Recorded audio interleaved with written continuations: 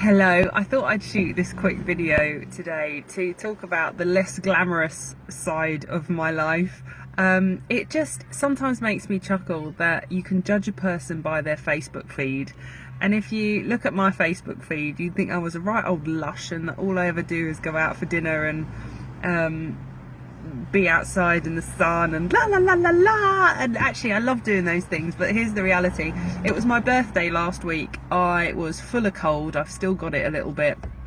I woke up with great plans to go to the River Cottage Festival in Dorset, and it's a festival that happens once a year. It's on 2 days of the year, and I had this really strong urge to go this year, mainly because I love food, I love being outside, I love experiencing new things, and I really like Hugh Fearnley-Whittingstall, whose property it is.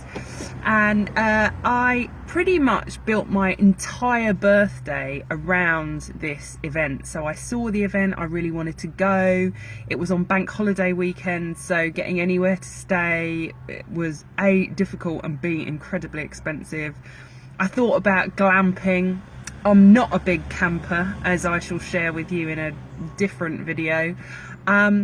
But everything seemed to be making it really difficult to arrange. And then I thought, you know what if the difficulty is in my head? What if the challenge is something that I'm just making up? So I just surfed for my ideal accommodation, which would be a lodge of some kind, and right near the River Cottage. And sure enough, one was on sale for some reason.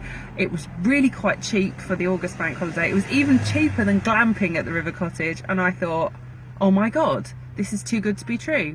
Then I faffed about for a while, not making a decision, and my husband said, Suze, just book it. It's your birthday, just book it. And I said, yeah, you know what, I've been trying to mentally organise this trip in my head for so long that, yeah, I should just book it. So we booked it, and I was excited, and it was a secret road trip for my daughter. Anyway, I wake up on my birthday, full of cold, not really wanting to go out for the whole day, if I'm honest with you, but thinking, oh, but I've paid for it, oh, but it's my birthday, oh, but I have to have a good time, putting all this pressure on myself. And I looked out the window of this glass lodge, pretty much, you know, it was glass in a lot of places, and it was just beating down with rain, beating against the side. And we were on this sort of slight slope, and the water was literally pouring down the pavements.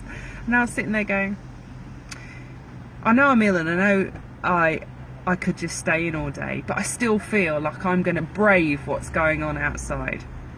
Anyway, my husband goes, I can't remember why he went off to the sort of reception area, but he went off to the reception area, and he came back and he said, oh, I spoke to the man, and he looked it up on the website, and the festival's cancelled. And I was like, the festival cancelled? And the first thing I thought was, thank God the festival's cancelled. Because honestly, all I wanted to do is stay in bed. But the moral of this is that if you looked at my Facebook, there's two morals actually. The first is, if you looked at my Facebook feed, you'd think, God, what a lush. And actually the reality was, I spent my 43rd birthday, the morning of which was in bed because I felt so rough. The latter part of it was working out what on earth I'm going to do, because it is pissing down with rain. So, you know, I can only play so many games. Ludo is what I was thinking. And all of my plans were cancelled. So, you know, I was ill and I wasn't feeling right. That was kind of a blessing. But here's the second moral. So the first moral is, it ain't all sunshine. Literally, it's pissing down with rain most of the time. The second moral is, how attached would you have been?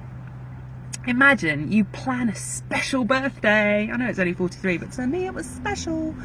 And you put a lot of thought into it, and you find the perfect accommodation, and everything's looking amazing. And then the whole weekend being built around this one thing that then gets cancelled. How attached would you have been to that? Because once upon a time I'd have looked at that, even though I was ill, and even though I could have done with staying inside, going, the festival's cancelled, well, that's just ridiculous, and how can it be? I'd have been really angry at the world because my plans were threatened. Now I look at the world slightly differently, and I first of all see most things as a bullet dodged. I mean, it was a blessing that that thing was cancelled, because I really needed to take easy that day and look after myself that day. And actually what we ended up doing that day was I got a bit stir crazy by 3:30. There was a slight glimmer of the rain stopping, so we went out and we had a really nice afternoon. Terrible service in a restaurant, with not just a terrible restaurant experience. But again, this is what it comes to, attachment and how fixed you are about this. We still had a great time. We got out the cabin. For me, that was great. You know, my great that day was just above, you know, this is me in bed all day and this is me leaving the cabin. I mean, it was amazing. And staying dry. You know, there are certain hierarchies of need, and on that day, that's all I needed. I just wanted to be with my family, be warm enough, and not have hunger pains. That was all I required. I didn't need a massive festival of gourmet this and fancy that and fizzy this and blooming that. I just didn't need that.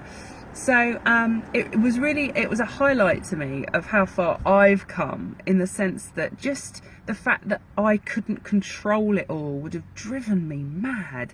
The fact that I didn't have the day that I designed would have driven me mad. I'd have been so angry. And the reality was, you know, I spent most of the morning in bed. I had a really slow breakfast. I played board games and sat and read my magazine and did a crossword, something I never do. I got out of the house and my husband and daughter had a great time, and because the service was so terrible, the manager just plied me with lemon drizzle cake, which frankly is all I wanted to eat on my birthday anyway.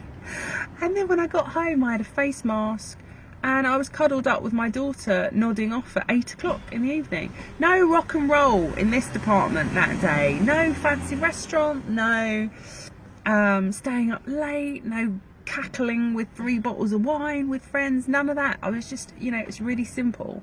So look at your life and ask yourself what you need, because in any given moment that might change. What you think you need in this moment is not necessarily going to be what you need in the next moment. So do that reflection today, and check in next time you get a bit angsty.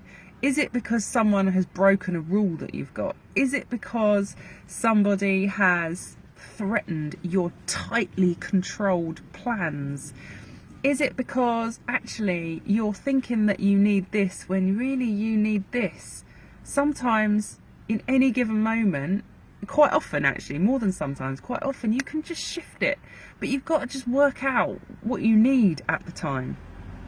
So if you don't know what you need, please reach out and let me help facilitate that out of you. I can do that in a single conversation, but you need to act on it. Don't just struggle along, because struggling along kept me angry for quite a long time. And now I just chuckle at myself every time I decide that I've dodged a bullet, whether it be in the way of a storm or a cancelled restaurant or something not being on the menu. Maybe that thing would have made me ill. Who knows? If you change your perspective and you loosen your grip and just focus on what you need in any given moment, you're onto a winner. Like I said, if you need help with that, please private message me or go to susieramroop.com/booking and I will talk to you there. See ya.